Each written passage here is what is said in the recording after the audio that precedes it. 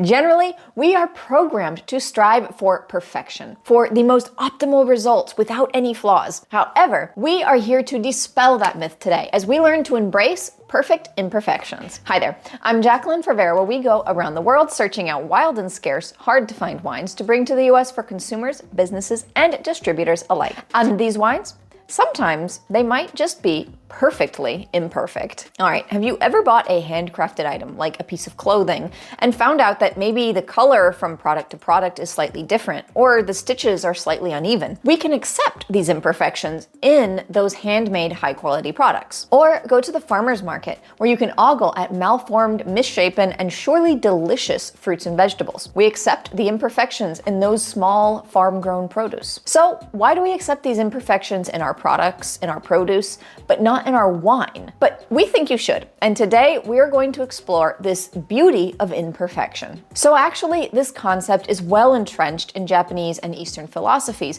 known as Wabi Sabi, meaning finding beauty in flaws. In Western culture, we tend to view perfection as the ideal, most desired state. But in Eastern thought, it can be seen that the imperfections will reveal true beauty. A perfect example of this is kintsugi, where broken pottery is actually repaired with a golden glue that takes the maimed piece to make it even more beautiful with a glittering gold in the cracks. So how can we apply this to wine? Well, wine is not made in a vacuum, as we have talked about in previous videos on vintage variations. What we talked about there was how mass-produced wines will aim for cookie-cutter perfect uniformity. Every bottle, every year, exactly the same. However, with artisanal handmade wines, like those from the producers that Vero works with, these wines will express their unique terroir and irregularities of weird climactic things that happen every year. And so we come to a part of the conversation that actually can get a bit heated in some circles, and that is where to draw the line between fault and flaw. When does a flaw that is part of an intrinsic character in a wine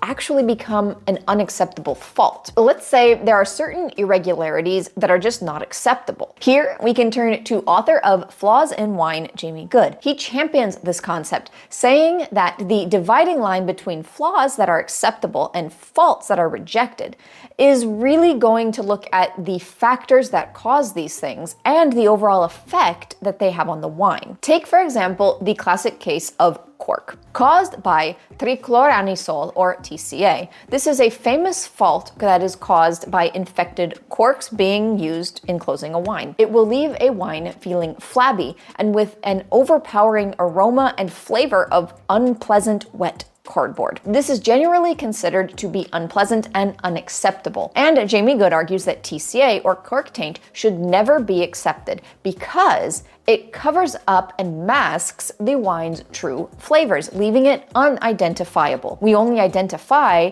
the cork taint smell. Conversely, we can consider something like Brett, short for Brettanomyces. This is a bacteria that can cause aromas and flavors that give a wild, spicy, musky flavor to a wine. In some wines, the spicy, wild animal aroma of Brett can actually add character, intensity, and complexity to a wine. But the catch is, the wine has to have enough of its own body and intensity to be able to balance out that flavor and not be overpowered by it. So this means that some of the more delicate flavored wines cannot handle any or a lot of Brett. So we see that the line between flaw and fault will come time and time again down to whether this is enhancing the flavor and the complexity of the wine, or it's covering up the wine's true characteristics. And there are even universally accepted cases of infected or faulty wines being considered perfection. One example are botryticized wines like Sauternes or Picolit. These wines are left to purposely grow with a certain mold, and in winemaking, this mold will actually enhance the sweetness and incredible flavors of the wine. Take, for example, as well, Pet Nats, which we've done whole videos on in the past before. These sparkling wines are sold still with the fermentation yeasts or lees in the bottle, which leaves a fine sediment in the wine and in your glass. Normally,